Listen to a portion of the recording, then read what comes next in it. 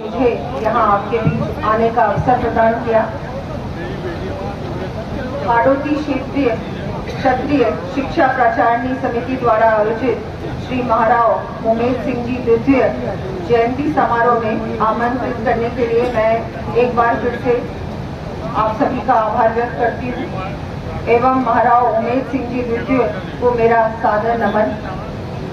आधुनिक कोटा के निर्माता महाराव श्री उमेद सिंह जी का विजन इतना स्पष्ट था कि उन्होंने कोटा के उत्थान के लिए उस समय से ही प्रयास किए थे। ये उनकी दूरगामी सोच और उस समय की पहल थी, जिसका परिणाम जो आज का जो कोटा है उसमें हम देख रहे हैं। जो चौमुखी विकास आज हम देख रहे हैं वो उस समय से उन्होंने जो नींव रखी थी, जो उन्होंने उस समय उन्होंने जो एक पूरा एक परिकल्पना बनाई थी, सजाई थी, जो आज हम जिस कोटा को देख रहे हैं वो उस समय उनकी जो संकल्प उन्होंने लिया था वो आज इस समय का कोटा। आप लोग बहुत भाग्यशाली हैं। मुझे लगता है जो कोटा का विकास हुआ है, चाहे मैं सोचती हूँ उस समय से लेकर आज तक जिस तरह से कोटा आगे बढ़ा है और एक एजुकेशन हब बना, वो जो उन्होंने जो कार्य किया था और उसके बाद उनकी सभी पीढ़ियों ने उसमें अपना योगदान किया, वो मुझे लगता है बहुत ही आप सब भाग्यशाली हो कि आप लोगों ने वो सब कुछ देखा है। आप वो सब उस इतिहास के आप गवाह। चाहे हिंदी प्रोत्साहन की बात हो, शिक्षा उत्थान की बात हो, स्वदेशी को अपनाने की बात हो, किसानों के हितों की बात हो, वनों के संरक्षण की बात हो, चिकित्सा सुविधाएं उपलब्ध करवाने की बात हो, जो समाज में कुरीतियां हैं उनको समाप्त करने की बात हो, सुशासन स्थापित करने का मामला हो, महाराव साहब ने हर मुद्दे पर सकारात्मक कार्य किया। उन्होंने हिंदी को अनिवार्य बनाते हुए कोर्ट में और विभागों में उसे अनिवार्य किया। आज कोटा एजुकेशन हब है।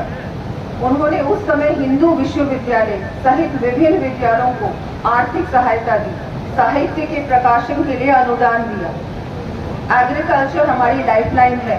महाराव साहब ने किसानों के लिए भू बंदोबस्त किया, भूमि की सीमा निश्चित करवाई, लगान कम करते हुए अधिकांश कृषि कर समाप्त किए, साहूकारों को कर से मुक्ति दिलाई, वनों का संरक्षण कर वन विभाग की स्थापना की, वन से प्राप्त आय को जनहित में लगाया, विभिन्न चिकित्सालय खुलवाए, पशु चिकित्सालय खुलवाए, सामाजिक सुधार के बहुत सारे कार्य किए, स्वदेशी को बढ़ावा दिया, सूती व खादी को बढ़ावा दिया।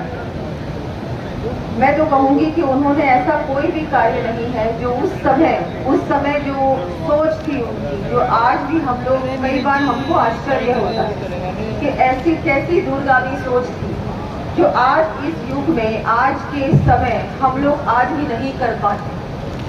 उन्होंने उस समय उसकी पूरी जो एक रूपरेखा बनाई और उस रूपरेखा और प्लानिंग के अंतर्गत जो आज का ये नया कोटा है वो बना।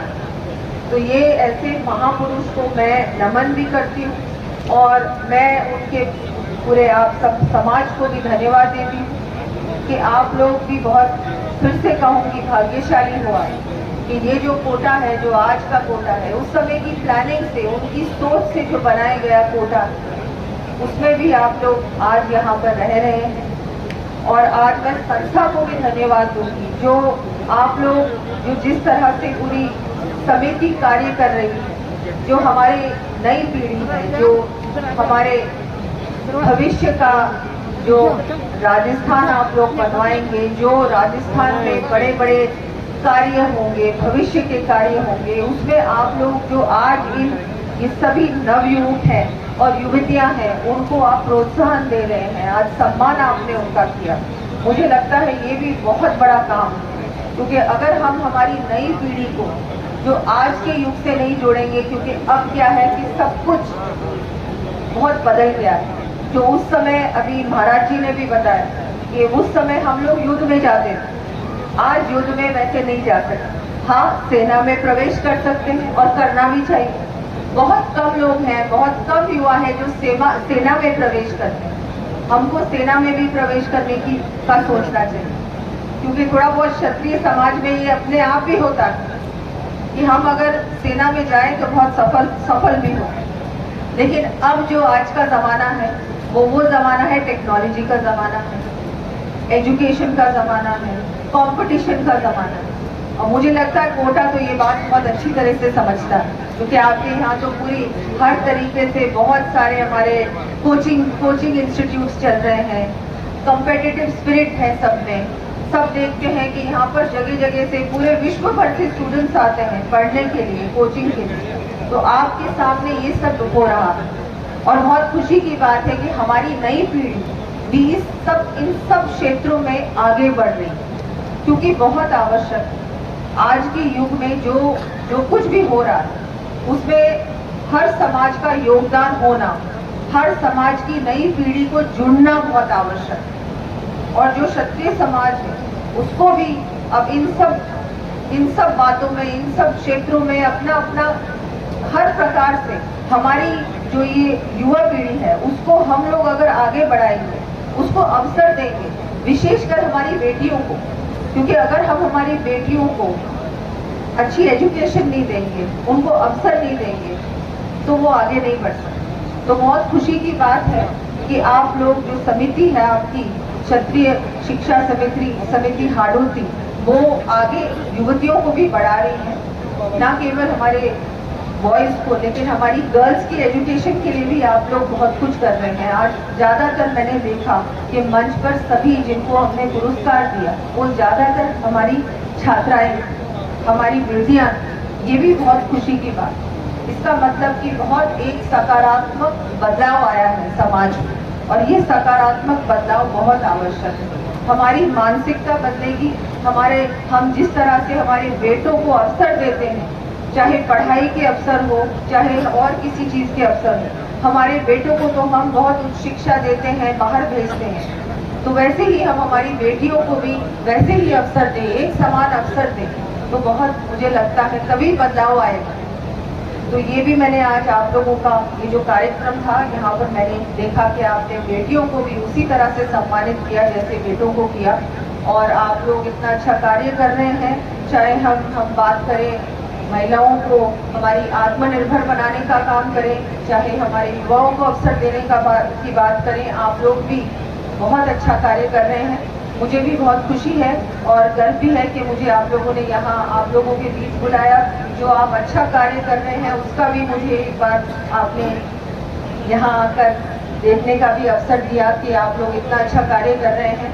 परिवार का तो जुड़ाव बहुत वर्षों से है, तो मैं बिल्कुल धन्यवाद देना चाहूँगी हमारे यहाँ के हमारे महाराज साहब का कि आपने मुझे यहाँ बुलाया। सरकार की जो बात करते हैं, बजट की भी आपने बात करी, तो मैं कहना चाहूँगी कि मैं धन्यवाद दूंगी हमारे मुख्यमंत्री जी का कि इस बार उन्होंने ऐतिहासिक बजट दिया और मुझे बजट पेश करने का भी अवसर मिला।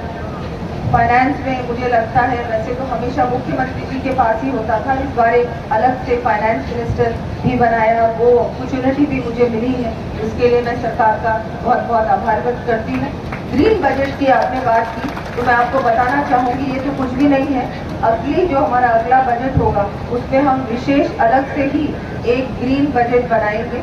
इस बार मैंने उसकी घोषणा भी की है। आगे आने वाले समय में किसी भी क्षेत्र में कहीं भी कोई भी आवश्यकता हो, कोई भी चाहे विकास का कार्य हो या और कोई कार्य हो, तो बिल्कुल आप बिना किसी संकोच के मुझे बताएं, हम सब मिलकर इस कार्य को अच्छा काम करेंगे। मुझे लगता है बहुत ज़रूरी है, बहुत आवश्यक है कि कोई भी समाज का व्यक्ति अगर आगे बढ़ता है तो वो समाज को एक साथ लेके आगे बढ़े और न केवल समाज को, सभी समाजों को लेकर। वैसे तो क्षत्रिय समाज की ये एक बहुत बड़ी विशेषता है कि हम सभी को 36 कौमों को एक साथ लेकर ही आगे बढ़ते हैं। तो ये इसी में मैं आपको कहना चाहूँगी, कभी भी कोई भी आवश्यकता हो, कोई भी बात हो, तो बिल्कुल आप मुझे बताएं, हम सब मिलकर कार्य करेंगे। एक बार फिर से मैं समिति का धन्यवाद देती हूँ और मंच का भी आभार प्रकट करती हूँ कि आपने मुझे यहाँ बुलाया और इतना मान सम्मान दिया। बहुत बहुत